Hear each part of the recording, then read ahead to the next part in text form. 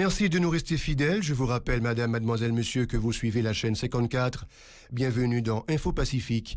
Voici les titres qui dominent l'actualité. Le gang 400 Marozo a libéré les 12 autres missionnaires, dont 11 Américains et un Canadien, a confirmé le porte-parole de la PNH, Gary Desrosiers. Le conseil de direction de la faculté des sciences de l'UEH réclame la libération du professeur Jean-Raoul Monplaisir et de son épouse enlevée le 13 décembre à Port-au-Prince. Les États-Unis convoquent le 17 décembre une réunion virtuelle de haut niveau sur la situation haïtienne avec les partenaires internationaux. Haïti Justice, le Premier ministre Ariel Henry renouvelle le mandat de 8 juges d'instruction, dont celui de Wilner Morin. Le président de l'association professionnelle des magistrats APM, Martel Jean-Claude, se félicite de cette initiative.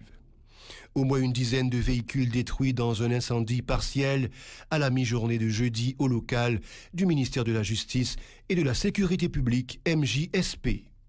La soupe Joumou est désormais inscrite sur la liste représentative du patrimoine culturel immatériel de l'humanité dans le cadre de la Convention de 2003 de l'UNESCO. Restez avec nous, le développement c'est pour tout de suite. Si vous jugez que cette vidéo est intéressante, n'hésitez pas à liker et partager la vidéo. Et surtout, n'oubliez pas de vous abonner à cette chaîne et activer la cloche de notification pour ne pas louper aucune de nos vidéos.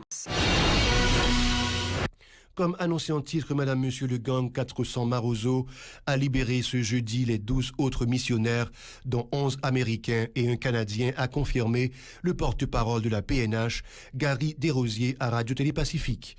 Monsieur Desrosiers, qui n'a pas voulu donner de détails sur les modalités de ces libérations, a toutefois indiqué que la direction centrale de la police judiciaire DCPJ a aussi confirmé l'information. Ces otages ont été déposés à Morne-à-Cabri, dont la commune de la Croix-des-Bouquets, où ils ont été retrouvés jeudi matin par des membres de la population avant de les remettre à la police, a-t-on appris. Ces ressortissants étrangers ont passé environ 2 mois entre les mains des ravisseurs. Ils ont été enlevés à la mi-octobre à Croix-des-Bouquets alors qu'ils se rendaient à l'aéroport international Toussaint-Louverture après avoir effectué une visite dans un orphelinat de Gantier au nord de la capitale. Le conseil de direction de la faculté des sciences, une structure de l'université d'État UEH, s'insurge contre le rapt collectif de 2 de ses professeurs, Jean-Raoul Monplaisir et son épouse Roberte Bien-Aimée Monplaisir. Le couple a été enlevé le 13 décembre à la rue Capois, au centre-ville de Port-au-Prince. La communauté universitaire est consternée par ces nouveaux cas de kidnapping perpétrés après le décès brutal du professeur Patrice de Renoncourt. Plusieurs de nos enseignants et étudiants ont souffert dans leur chair de cette insécurité chronique et entretenu. Certains y ont même laissé leur vie et justice ne leur a pas été rendue, a dénoncé le Conseil.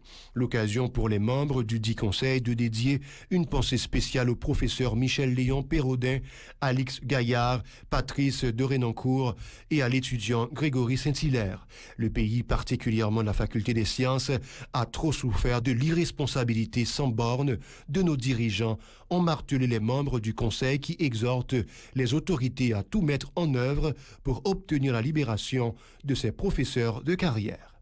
L'ambassade des États-Unis d'Amérique en Haïti a annoncé jeudi la tenue d'une réunion d'urgence de haut niveau avec les partenaires internationaux le 17 décembre sur la situation haïtienne.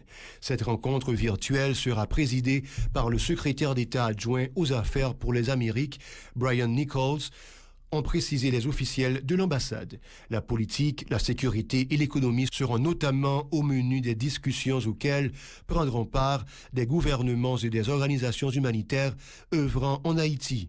Un soutien au peuple haïtien sera déterminé et proposé par les participants lors de ces assises en vue de freiner la dégradation de la situation globale du pays, a indiqué l'ambassade américaine. L'administration américaine est toujours favorable à une solution haïtienne à la crise, tout en mobilisant les acteurs internationaux dans le cadre d'une approche unifiée pour permettre au pays de remettre sur pied ses institutions démocratiques, a conclu un communiqué de l'ambassade américaine en Haïti en date du 16 décembre. Le journaliste et communicateur social Joël Lorquet a présenté mercredi à des membres de la Corporation, un ouvrage intitulé « Des intellectuels haïtiens proposent des pistes de résolution de la crise socio-politique ». Des représentants de plusieurs secteurs ont pris part à la rédaction de l'ouvrage. C'est félicité M. Lorquet, affirmant que les auteurs ont répondu à tout un ensemble de questions relatives à la conjoncture du pays. Il dit espérer que les acteurs prendront acte de ces propositions en vue de sortir le pays de l'impasse. Joël Lorquet au micro de Gérard Hirsch-Rézil et Estravensky des Rameaux. Nous sommes ici réunis ce matin au Marriott pour présenter notre dernier ouvrage collectif. Des intellectuels haïtiens proposent des pistes de résolution de la crise socio-politique. Tout d'abord, l'idée m'est venue de réaliser ce document qui est d'ailleurs historique parce que c'est pour la première fois qu'un ouvrage collectif qui rassemble autant d'intellectuels, de penseurs, de chercheurs, de bello, qui opinent sur la crise haïtienne. Certes, il y a eu d'autres ouvrages, mais pas à ce niveau. Donc c'est pour la première fois qu'un groupe de chercheurs se réunissent pour présenter une telle œuvre, un tel document. Alors l'idée, c'est que je me suis dit en tant que journaliste, je me suis dit qu'il y a beaucoup d'intellectuels, il y a beaucoup de chercheurs, il y a beaucoup de penseurs, mais pourquoi Haïti en 2021 se trouve dans cet état? De son côté, le professeur Hérold Toussaint a mis l'emphase sur la réussite collective, indiquant que l'individualisme n'est pas de mise face à la crise globale et totale qui secoue le pays. Il a utilisé le concept de jardinier de l'espérance dont le pays a besoin pour renaître de ses cendres. Il a insisté sur la primauté de l'éducation pour permettre à Haïti de se relever. Le professeur Hérold Toussaint au micro de Gérard Hirsch-Rézil et Estravensky des Rameaux. Jacques Roumain t'a parlé de gouverneur de la Rosée. Il a m'inspiré de gouverneur de la Rosée, puis me parler moi-même des jardiniers de l'espérance. Si on voulait rentrer dans le jardin d'espérance là, vivre en Haïti, travailler là-dedans, il y a un pile travail, les jardiniers de l'espérance. Et en ce sens, j'accorde une importance capitale à l'éducation des jeunes de nouvelle génération.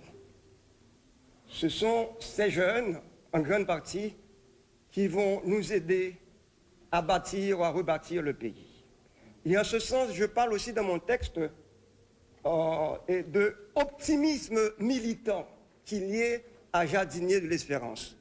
Optimisme militant. Ce n'est pas un optimisme béat. Donc, on croit que le pays a changé et chaque jour, quotidiennement, je pose des jalons sérieux et importants pour assister au changement du pays. C'est ce que j'appelle l'optimisme militant. Le Premier ministre Ariel Henry renouvelle le mandat de 8 juges d'instruction, dont celui de Wilner Morin.